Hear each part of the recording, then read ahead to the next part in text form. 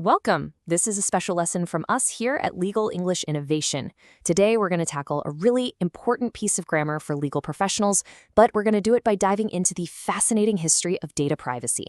It's all going to make perfect sense, I promise. Okay, so here's what we've got lined up. First, we'll set the scene. A world before any real data rules. Then, we'll look at how things used to be. After that, we'll get into the nitty-gritty of the grammar, talk about the big turning point, and finally, bring it all back to how you can use this in your day-to-day legal work. You'll see, it all connects. All right, first up, a world before data rules. You know, to really get a handle on the grammar we use to talk about the past, we kind of have to understand the past itself, right? So let's look at how this idea of privacy went from just a concept to the actual laws we deal with today. So check this out. For a long time, privacy was, well, more of a suggestion than a rulebook. We're talking about a slow burn, from an article way back in 1890 all the way to the GDPR in 2018. For most of that time, the world basically ran on the idea that collecting and using your data was fine. There just weren't many rules. Okay, so let's get specific. What did that world actually look like? This is where we really start to see our key grammar phrase, used to, pop up everywhere. I mean, look at this. Hospitals used to keep patient files in unlocked cabinets. Can you even imagine that now? And companies? Oh, they used to sell customer data to third parties with barely a second thought. Banks used to publish client lists in public directories. You see the pattern, right? All of this was just normal, but not anymore. And for regular people, well, you pretty much used to be in the dark about what was happening with your own information. It wasn't really a malicious thing, more like an unspoken trust. People just used to believe that organizations were handling their information appropriately without needing any legal guarantees. And then there's the other side of the coin. What wasn't happening? This is fascinating. Websites didn't used to have those long privacy policies you scroll past. People didn't used to really question what the government was doing with their data. And get this, companies didn't used to have to tell you if they got hacked and lost your info. All of these things we take for granted now, they just weren't a thing. Okay, so we've heard used to and didn't used to a bunch of times now. Let's actually pause and break down this simple but super powerful grammar rule. This is a key tool for you. So what exactly is used to? It's a neat little structure we use for the past. But here's the magic trick. It doesn't just talk about the past. It specifically talks about something in the past that isn't true anymore. It's all about that contrast between then and now.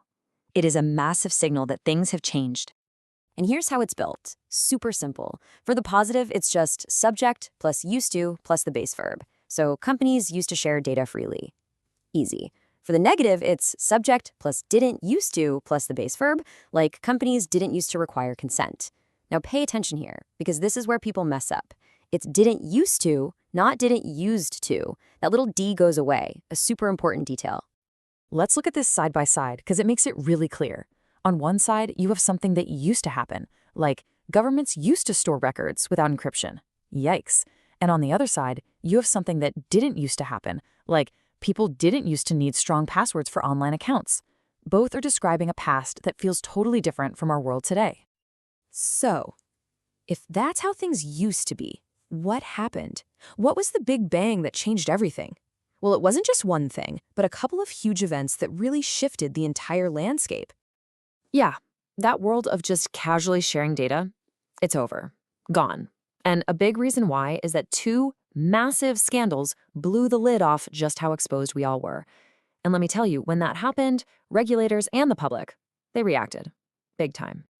And these were the two big ones. First, Cambridge Analytica.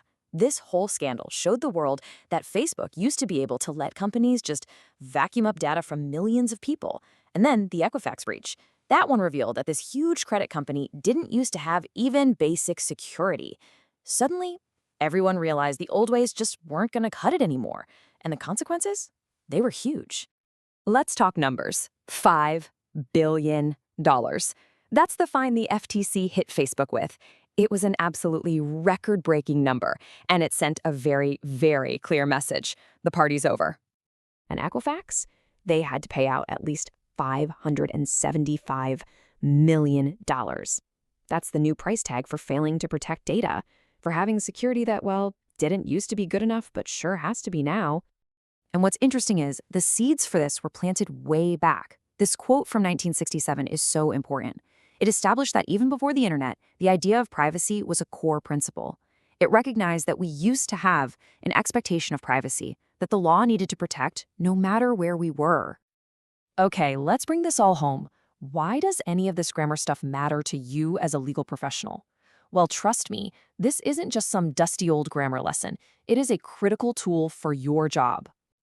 Think about it. You need to explain to a client how things have changed. You can say, the law used to permit this practice, but now it doesn't. Or, our client used to operate this way under the old rules. And crucially, you can contrast the past and present. Companies didn't used to face these kinds of fines. See how powerful that is? You're clearly drawing a line between the past and now. And that's really the bottom line, isn't it? When you master this way of talking about the past, you're not just sounding smart. You're building a stronger, more convincing case right now, in the present. It gives your words real clarity and authority. So here's a question for you to think about. The law is never going to stop changing, right? So next time it does, how are you going to explain to your client what the law used to be? Being able to do that clearly and confidently is a skill that will absolutely set you apart. And from all of us at Legal English Innovation, we really hope this explainer has helped you get one step closer to mastering it.